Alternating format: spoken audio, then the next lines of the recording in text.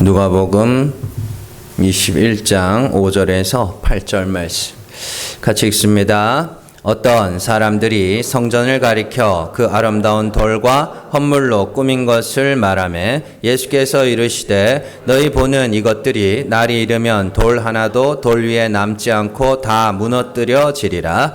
그들이 물어 이르되 선생님이여 그러면 어느 때에 이런 일이 있겠사오며 이런 일이 일어나려 할 때에 무슨 징조가 있사오리까? 이르시되 미혹을 받지 않도록 주의하라. 많은 사람이 내 이름으로 와서 이르되 내가 그라 하며 때가 가까이 왔다 하겠으나 그들을 따르지 말라. 아멘. 누가복음 175번째 시간입니다. 말세의 징조와 내가 할 일입니다. 오늘부터 짧게는 3주, 길게는 한 4주, 뭐 더 할 수도 있습니다. 근데 이제 그 정도로 이제 계획을 하고 있는데 누가복음 21장에 나오는 이 말세의 징조에 대해서 살펴볼 건데 근데 좀 어렵습니다. 왜냐하면은 어려운 이유가 있어요. 이 예수님 이거 언제 말했어요? 2000년 전에 말했죠. 그 2000년 역사 동안에 이렇게 뭐 된 것도 있고 안 된 것도 있고 뭐 이러다 보니까 그런 부분들이 조금 어렵습니다. 그래서 오늘은 그 서론에 대해서 이렇게 서론에 해당하는 그런 말씀입니다. 우리나라에는요 유명한 이단의 계보가 있습니다. 그래서 정도교라고 해서 저기 이순화 옛날 여자 뭐 그런 목회자는 아니고 그래서 그게 시조입니다. 거기서 이제 뭐 남방여왕 막 이런 것도 있었고요. 또 김백문, 그리고 박태선, 문선명, 정명석이 같은 라인입니다. 그리고 이제 뭐 유재열 싸이였나요? 그 가수 장인으로 알고 있습니다. 되게 유명한 이단입니다. 그리고 이제 이만희까지 이렇게 다 한 라인이에요. 그래서 되게 지저분한 라인입니다. 그래서 여기서 이제 제일 유명한 게 이제 박태선, 문선명, 누구야? 정명석.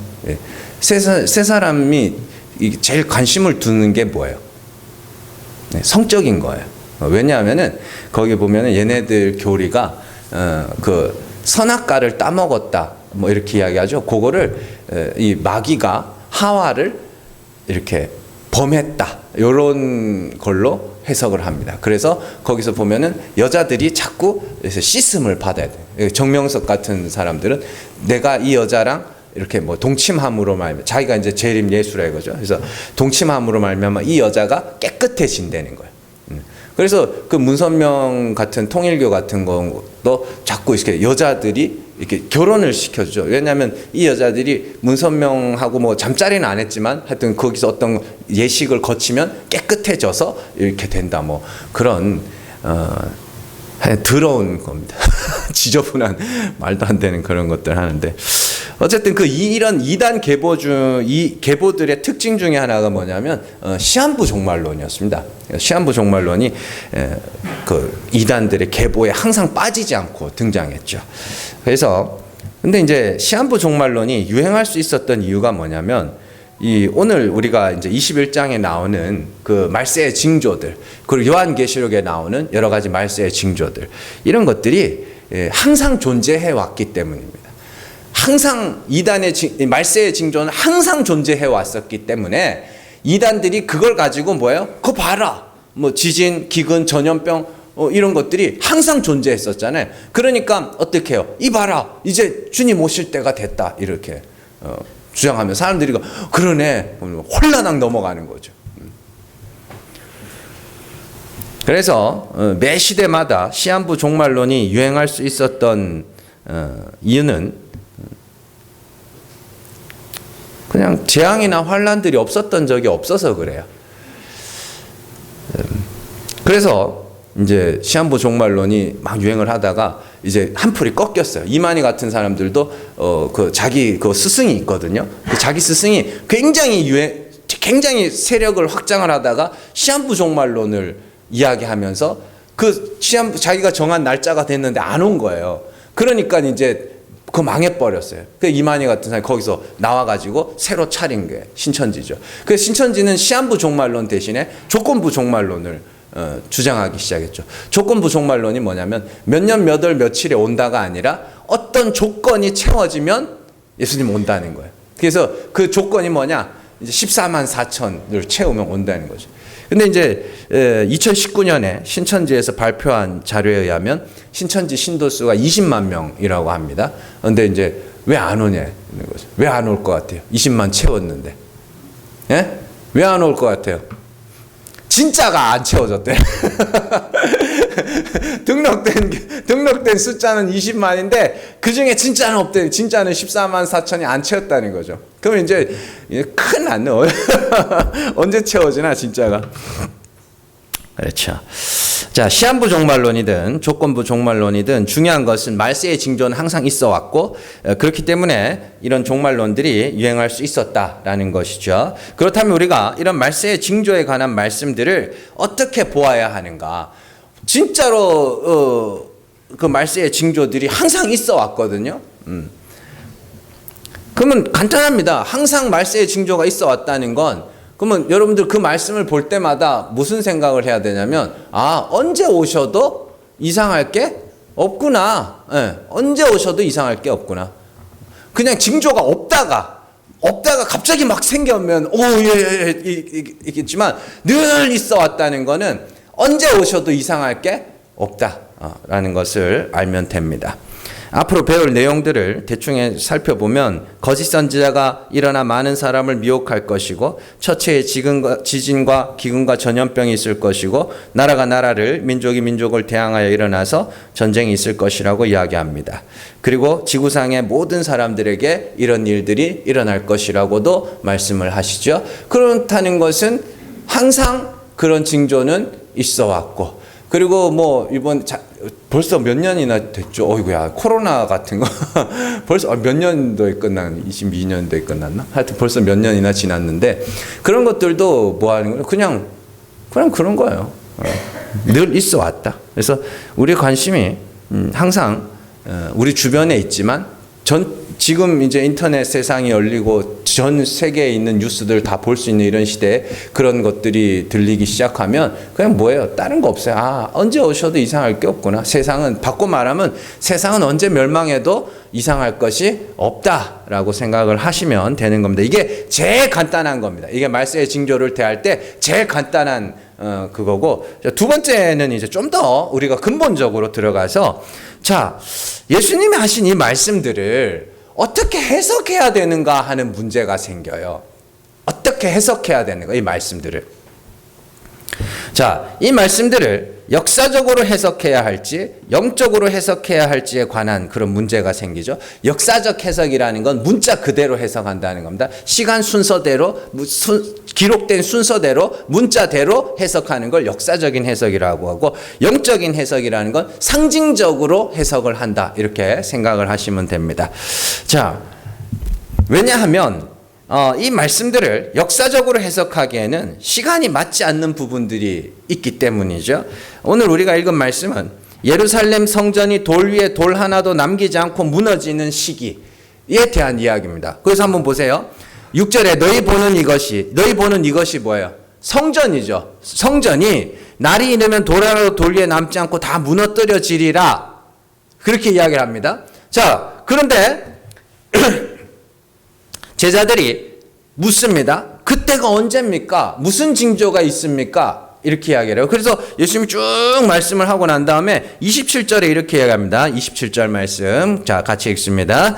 그때 사람들이 인자가 구름을 타고 능력과 큰 영광으로 오는 것을 보리라. 아멘. 그런데 성전이 무너질 때가 되면 성전이 무너지면 예수님이 어떻게 하신다고요? 오신다 그러죠. 구름 타고 오신다 그래요. 그러면 성전은 무너졌어요? 안 무너졌어요? 무너졌어요. AD 70년에 무너졌어요. 그럼 예수님 안 오셨는데? 그래, 저거 어떻게 벌써 성전이 무너진 지가 1900년이 넘었는데, 어이구야, 예수님 거짓말 하거든요. 그러면 안 되잖아요. 그죠? 예수님이 거짓말한 것이냐? 아닙니다. 이런 말세의 징조나 이런 것들은 역사적으로 기록된 대로 해석하는 것이 아니라 그것은 철저하게 영적으로 해석해야 됩니다. 의미로, 상징으로 그렇게 해석해야 됩니다. 한번 잘 생각을 해보세요. 예루살렘 성전이 무너지는 거하고 우리하고 무슨 상관이 있어? 솔직하게. 예? 예루살렘 성전이 무너지는 거하고 우리하고 무슨 상관이냐? 예루살렘 성전 AD 70년에 무너졌습니다. AD 70년이면 우리나라는 무슨 시대예요? 이제 고구려 백제 신라가 태동하던 시기입니다.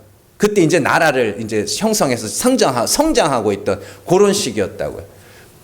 그러면 지금은 통일신라 지나고 뭐 고려 조선 지나고 일제강점기 지나고 대한민국에 살아. 그러면 그 옛날에 성전이 무너지는 거하고 나 무슨 상관이 있냐고요. 아무 상관이 없지 사실은. 그렇기 때문에 이런 말씀들은 단순히 역사적으로 해석할 것이 아니라 영적으로 해석해야 됩니다. 이 요한계시록을 해석할 때도 마찬가지입니다. 요한계시록도 그냥 문자대로 기록된 대로 해석하면 안 돼요. 그건 완전히 이단에 빠지는 겁니다. 큰일 납니다. 요한계시록을 시작할 때 예수님이 아주 중요한 말씀을 하거든요. 자, 계시록 1장 19절 말씀 같이 읽습니다. 그러므로 내가 본 것과 지금 있는 일과 장차 될 일을 기록하라. 아멘. 자, 여기서 네가 본 것, 지금 있는 일, 장차 될 일 이렇게 예수님이 말씀을 하시죠. 자, 여기서 본 것과 본 것은 언제? 과거죠. 지금 있는 일, 현재죠. 미래, 장차 될 일, 미래죠. 자, 이게 무슨 말이냐면 내가 지금 이 요한계시록의 환상을 통해서 뭔가 너희에게 말을 할 건데 이 일은 이전 성도들도 겪었던 일이며 지금 성도들도 겪고 있는 일이며 장차 올 성도들도 뭐예요? 겪어야 될 일이야. 이런 뜻입니다.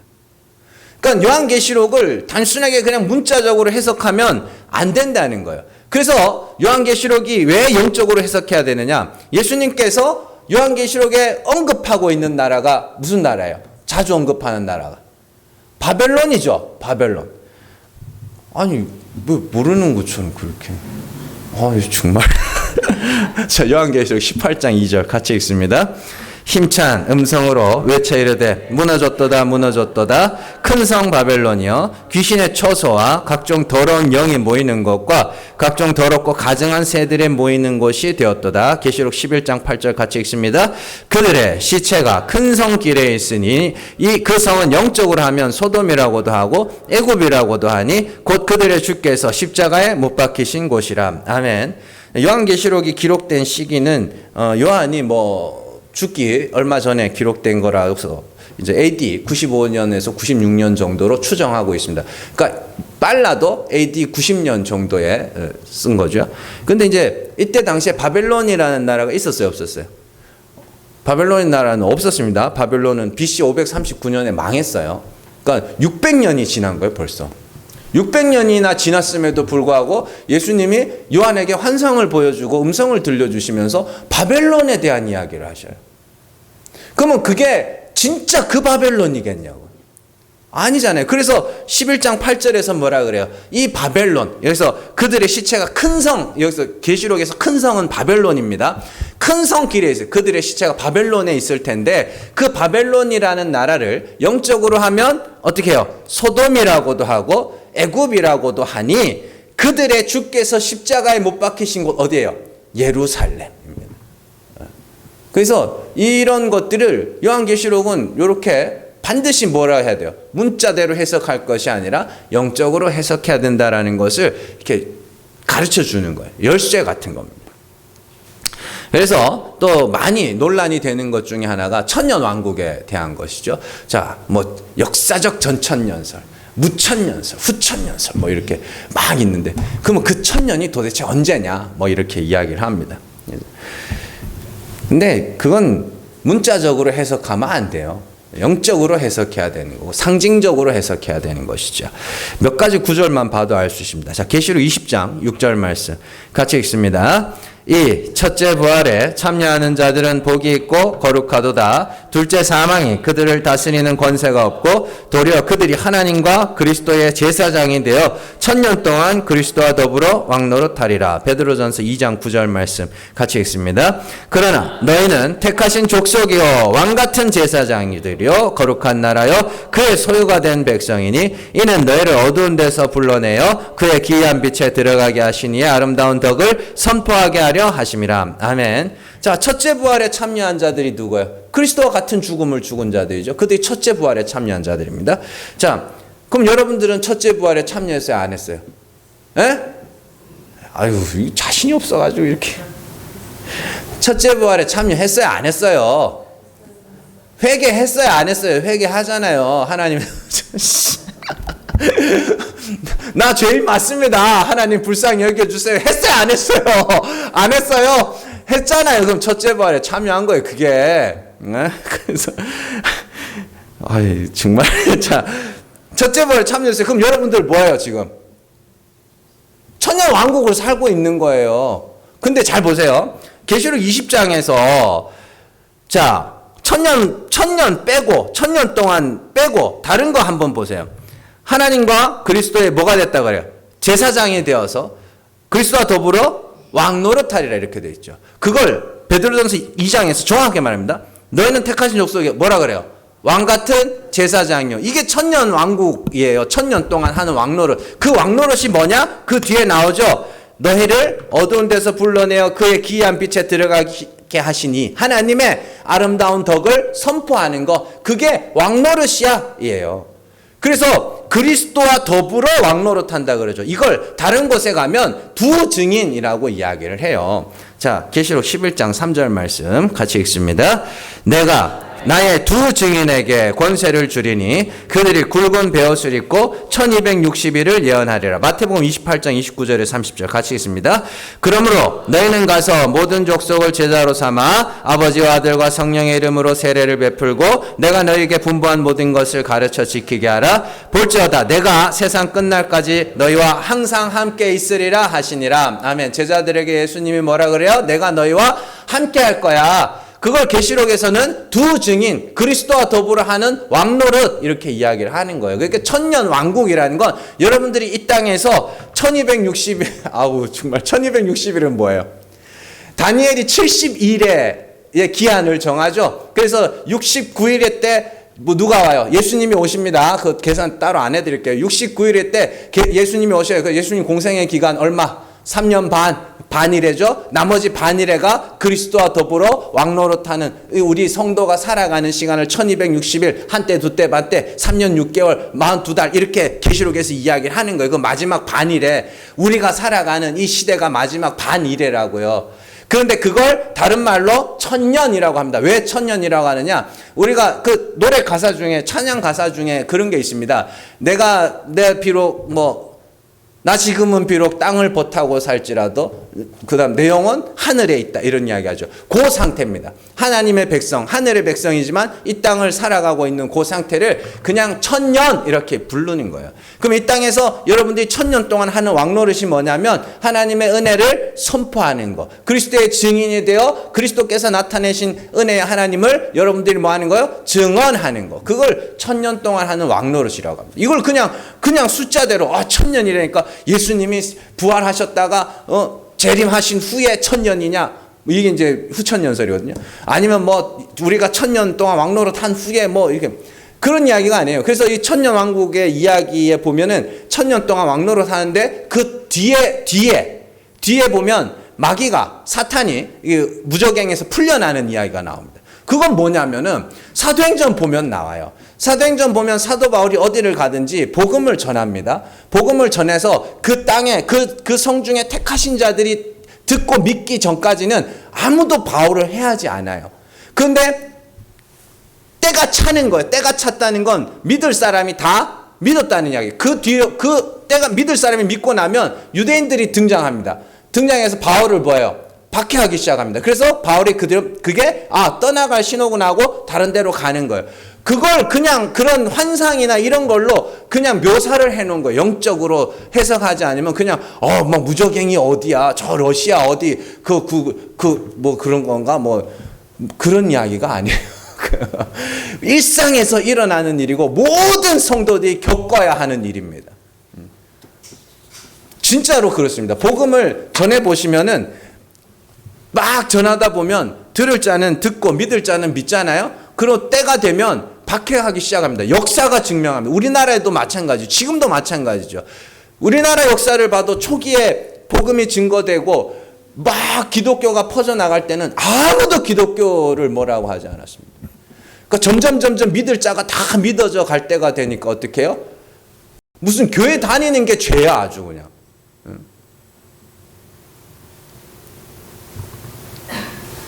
그런 이야기예요.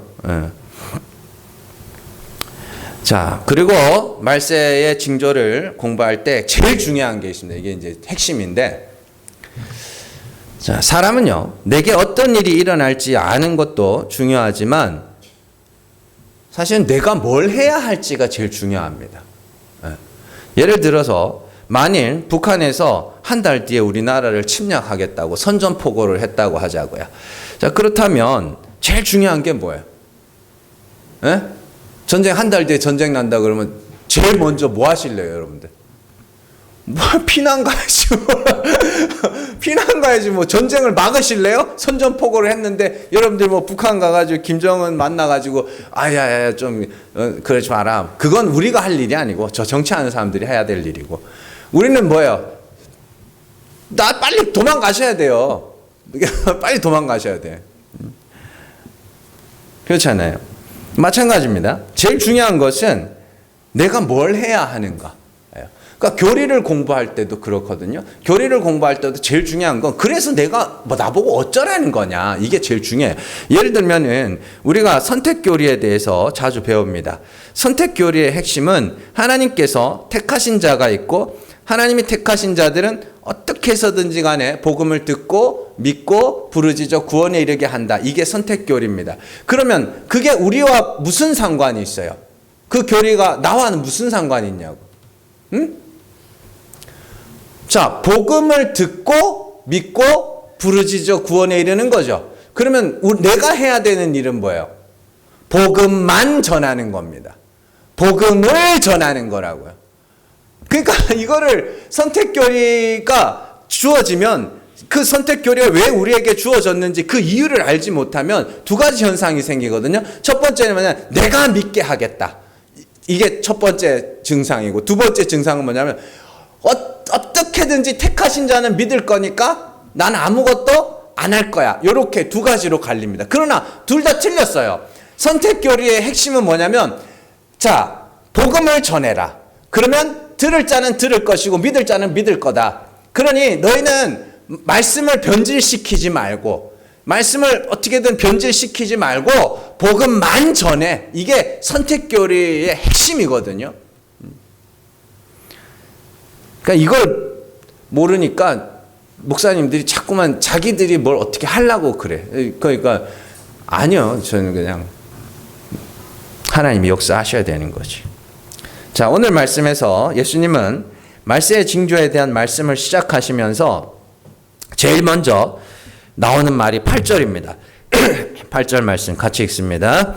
이르시되 미혹을 받지 않도록 주의하라. 많은 사람이 내 이름으로 와서 이르되 내가 그라하며 때가 가까이 왔다 하겠으나 그들을 따르지 말라. 아멘. 자, 되게 신기한 거예요. 말세에 대한 말씀을 시작하시면서 제일 먼저 미혹을 받지 말아라. 이야기입니다. 이 말씀을 분석하면 말세가 되면 거짓 선지자가 일어날 것이다 라는 뜻입니다. 미혹하는 자, 예수의 이름으로 오는 자, 때가 가까이 왔다 하는 거짓 선지자들이 일어나게 될 것이니 너희는 그들의 미혹을 받지 말아라. 이런 말씀을 하시죠. 이것이 말세의 징조 첫 번째이며 동시에 우리가 해야 할 일 중에 하나이기도 합니다. 그리고 예수님의 말씀대로 거짓 선지자는 일어났고 지금도 일어나고 있고 앞으로도 일어날 것입니다. 그리고 많은 사람들이 그들에게 미혹을 당하게 될 겁니다. 요한일서 2장 18절에서 19절 말씀 같이 읽습니다. 아이들아, 지금은 마지막 때라. 적그리스도가 오리라는 말을 너희가 들은 것과 같이 지금도 많은 적그리스도가 일어났으니 그러므로 우리가 마지막 때인 줄 아노라. 그들이 우리에게서 나갔으나 우리에게 속하지 아니하였나니 만일 우리에게 속하였더라면 우리와 함께 거하였으려니와 그들이 나간 것은 다 우리에게 속하지 아니함을 나타내려 함이니라. 아멘. 이 말씀하고 오늘 말씀하고 똑같은 말이에요. 자, 예수님의 오늘 말씀은 뭐예요? 말세의 징조에 대한 이야기를 하시죠. 자, 요 말씀에도 뭐가 나와요? 18절 마지막에 그러므로 우리가 마지막 때인 줄 아노라. 그런데 마지막 때인 줄 알았던 이유가 뭐예요? 적그리스도가 일어났기 때문이에요. 장차 일어날 거라가 아니에요. 요한의 때에 이미 적그리스도는 일어났다. 그리고 예수님도 말세의 징조 첫 번째로 적그리스도가 아니라 거짓 선지자에 대한 이야기를 하시는 거죠. 그리고 중요한 것은 자, 잘 보세요. 8절 말씀해 보시면 내가 그라하며 때가 가까이 왔다 이렇게 이야기하죠. 내가 그라하며. 요한일서 2장 19절 한번 보세요. 자, 그들이 누구예요? 적그리스도입니다. 그들이 어떻게 해요? 우리에게서 나갔으나 우리에게 속하지 않았다. 내가 그라 하는 것과 우리에게서 나갔다 하는 것이 같은 말이에요. 내가 그라 하는 건 내가 재림 예수다 이런 그냥 누가 봐도 아닌 거 그런 말이야. 내가 그라 하는 말은 뭐냐면 예수 그리스도의 권위로 말한다는 거예요. 성경을 말하고 예수를 말하고 십자가를 말한다는 거예요.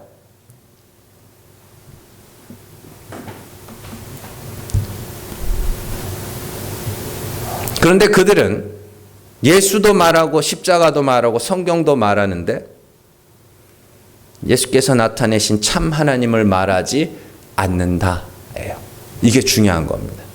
예수님은 아버지 품속에 독생하신 하나님이시며 아무도 보지 못한 하나님을 나타내기 위해서 오신 분입니다. 요한일서 4장 20절 같이 읽습니다. 누구든지 하나님을 사랑하노라 하고 그 형제를 미워하면 이는 거짓말하는 자니 보는 바 그 형제를 사랑하지 아니하는 자는 보지 못하는 바 하나님을 사랑할 수 없느니라. 골로새서 1장 15절 같이 읽습니다. 그는 보이지 아니하는 하나님의 형상이요 모든 피조물보다 먼저 나시니 이시니. 아멘. 자 보세요. 예수님은 보이지 않는 하나님의 형상입니다. 그는 보는 바 그 형제, 예수죠. 보이지 않는 하나님을 나타내러 오신 보는 바 그 형제, 예수 그리스도입니다. 그래서 예수님을 사랑한다고 하면서, 하나님을 사랑한다고 하면서 그 예수를 사랑하지 않는 것. 예수를 사랑하지 않는 게 뭐예요? 예수님이 나타내신 하나님을 믿지 않는 것. 그것이 예수님을 사랑하지 않는 겁니다. 왜냐하면 아버지와 아들은 하나이며 아들을 본 자는 아버지를 본 자이기 때문이죠. 요한복음 17장 25절 같이 읽습니다. 의로우신 아버지여, 세상이 아버지를 알지 못하여도 나는 아버지를 알았사옵고 그들도 아버지께서 나를 보내신 줄 알았사옵나이다. 요한복음 14장 7절 같이 읽습니다. 너희가 나를 알았더라면 내 아버지도 알았으리로다. 이제부터는 너희가 그를 알았고 또 보았노니라. 아멘. 나를 알면 아버지를 아는 거. 그리고 나는 세상은 아버지를 다 몰라요. 근데 예수님은 알아요. 왜? 아들이니까.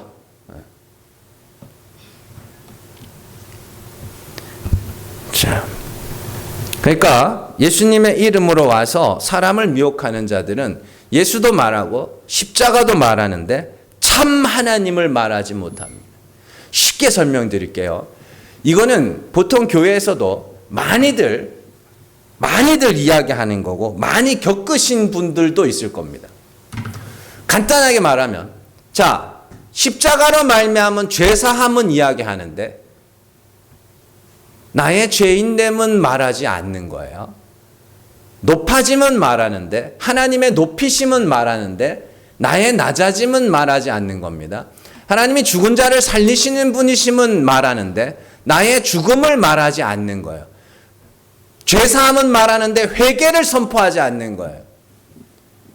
뭔 말인지 아시겠어요? 예수의 십자가로 말미암은 죄사함 여러분 많이 들었잖아요. 뻔하게 들었잖아요. 그 십자가가 여러분들에게 왜 어떤 감동도 주지 않고 왜 그 십자가 여러분들하고는 아무 관계도 없이 느껴져요? 여러분들이 죄인인 걸 몰라서 그래요. 여러분들 죄인 맞다고요. 의로운 척 하지 마시라고. 안 들켰다고 죄가 안 드러난 게 아니라고.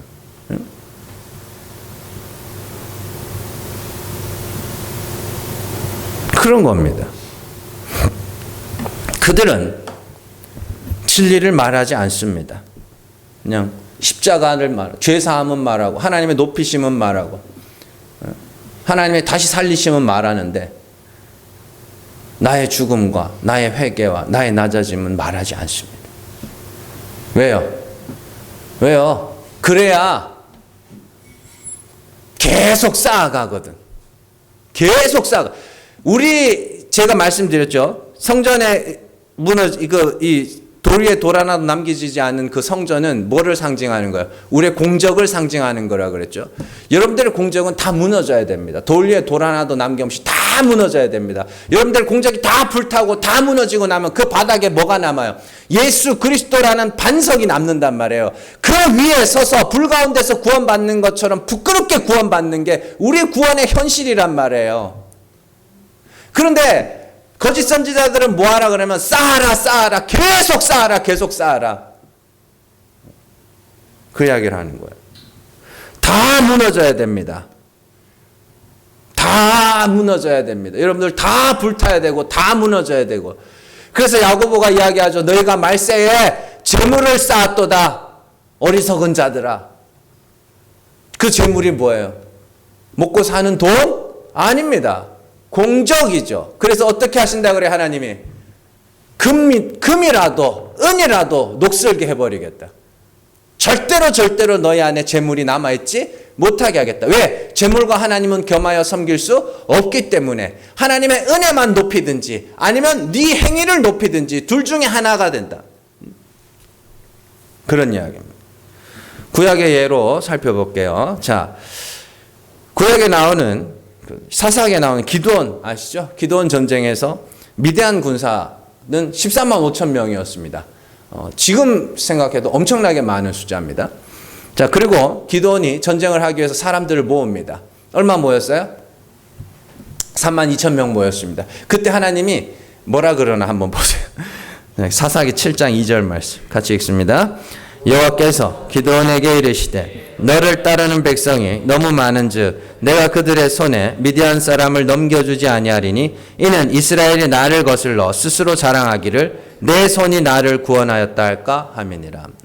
13만 5천 명 앞에 3만 2천 명인데 예수님 뭐라 그러면 야 너무 많아. 왜요? 야 지금 상태로 전쟁에서 너네가 이기잖아? 그러면 우리가 우리를 구원하였다 할 거야. 그러면 안 되니까 줄여. 그래서 두려워하는 자 다 가라 그럽니다. 그럼 몇 명 남아요? 10,000명 남습니다. 그때도 똑같은 말이에요. 똑같이. 너무 많아. 너무 많다 그래요. 왜? 10,000명이나 돼도 13만 5천 명하고 싸워서 이기면 누가? 너네가 이겼다 할 거 아니냐. 그러면 안 되니까. 가서 저기 강가에 가가지고 저기 물 먹으라 그래요. 그럼 어떻게 해야 돼요? 뭐 엎드려서 먹고 뭐 이렇게 무릎 꿇고 먹고 하면은 다 집에 보내라 그러죠. 그리고 그 300명은 뭐겠어요 그러면? 그 별난 사람들이에요? 진짜 별난 사람들이겠죠 뭐. 그래서 300명으로 딱 낮아지니까 하나님 뭐라 그래? 이제 됐다. 왜요? 요 정도 되면 그 300명도 우리가 이겼다 할 수 없을 것이고, 그죠? 누가 봐도 이건 하나님이 이겼다 할 수밖에 없을 것이기 때문에 이제 됐다 그러는 거예요. 그러니까 근데 인간들은 그 성경을 보면서도 뭐라 그래? 기드온과 300 용사 이렇게 부르죠. 용사 맞아요? 아니에요. 진짜 용사는 누구예요? 크고 강한 용사는 여호와 하나님이죠. 높임을 받을 거는 여호와 하나님이어야 하는 것이죠. 우리의 구원은 그렇게 이해하게 됩니다. 우리의 구원은 돌 위에 돌 하나도 남김없이 우리의 모든 공적은 다 불타 없어져야 됩니다. 근데 거짓 선지자들은 계속해서 쌓아라.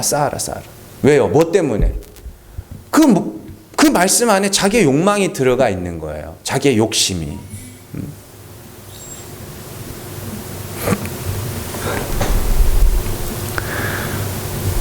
사실 목회자는 정직해야 되고 또 목회자는 사실 꿈이 있으면 안 됩니다. 진짜로 목회자는 꿈이 있으면 안 됩니다. 특별한 의도와 목적을 가지고 목회나 설교를 해서는 안 됩니다. 그러니까 재정이 부족하면 성도들한테 재정이 부족하니 헌금을 해 주십시오. 일손이 부족하면 일손이 부족하니 좀 봉사를 좀 해 주십시오. 이렇게 이야기를 하는 거예요. 그런데 나쁜 놈들은 하나님 주의 일 뭐 어쩌죠 그렇게 이야기해요. 그건 아닙니다. 그리고 제가 이렇게 목회자가 부탁을 하는데 성도들이 헌금을 하지 않고 봉사를 하지 않는다? 그러면 그건 하나님이 막으시는 거예요. 하나님이 하게 하시려면 마음을 주셔서 하게 하시고 섬기게 하신단 말이에요. 그러면 목회자가 자기 계획이나 꿈이 있으면 돼요, 안 돼요? 안 돼요. 안 된다고. 그 꿈이 없습니다. 아무런 꿈이 없습니다. 그냥 오늘도 오늘 이렇게 우리 성도들 나와서 이거 제가 꿈이 있으면요 여러분들 엄청 시달릴걸요. 제가 막 올해 2025년 가기 전까지 우리 성도들 100명 전도 합시다. 막 쪼아 될 거 아닙니까? 100명 데려오시라고 막. 전화해가지고 권사님 막 권사가 돼가지고 말이야 이런 것도 안 하냐고 뭐 이럴 거 아닙니까?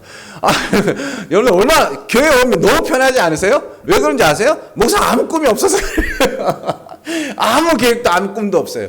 그냥 저는 그냥 여러분들이 하나님을 알았으면 좋겠고 하나님과 화목했으면 좋겠고 성경을 좀 제대로 좀 잘 알아서 누가 옆에서 쏙싹거려도 좀 안 넘어갔으면 좋겠어요. 좀 똑똑해지셨으면 좋겠어요. 너무너무 안타까워요. 다른 교회라 그러면 좀 그렇고 하여튼 좀 안 좋은 교회 다니는 성도들 보면 모가지 메어가지고 목사한테 질질 끌려다니고 있는 게 눈에 보이는데 본인은 자기가 끌려다니는 줄도 몰라요. 예수님께서 유대인들 바리새인들에게 오셔서 말씀하시죠. 진리를 알지니 진리가 너희를 자유케 하리라. 그랬더니 그 인간들이 뭐라 그랬어요? 우리는 남의 종이 된 적이 없는데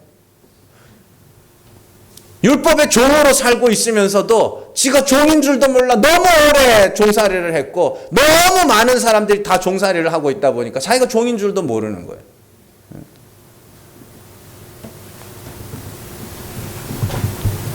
그냥 그런 거예요. 그러니까 여러분들이 진짜 하나님을 알았으면 좋겠어요. 참 하나님을 좀 알았으면 좋겠습니다. 하나님이 죽은 자를 살리시는 분이라는 그 말뜻이 뭔지를 좀 알았으면 좋겠습니다. 그래서 정말 아무 꿈도 없이 그냥 그거 하나 갖고 여러분들에게 하는 거고 기도도 하나님 좀 제가 아무리 잘 준비하고 가르쳐도 하나님이 역사해 주셔서 그 마음에 하나님의 영광을 아는 빛을 비추지 않으면 알아들을 수 있는 자가 없으니 주님 역사하여 주시옵소서 그렇게 기도하는 거예요. 그러니까 여러분들 우리 교회 와서 가끔 처음에 오시는 분들은 좀 불안해 하실 수도 있어. 내가 이렇게 아무것도 안 해도 되나? 아무것도 안 해도 됩니다. 아무것도 안 해도 돼요. 진짜로. 청소요? 저 혼자 잘합니다. 2시간쯤 걸리긴 하는데 엄청 잘합니다. 하면은 진짜 막 깨끗하게 잘할 수 있습니다. 근데 그래도 그러다 보니까 누군가가 같이 청소를 해주시고 봉사 같이 해주시면 너무너무 고맙고 감사한 거고.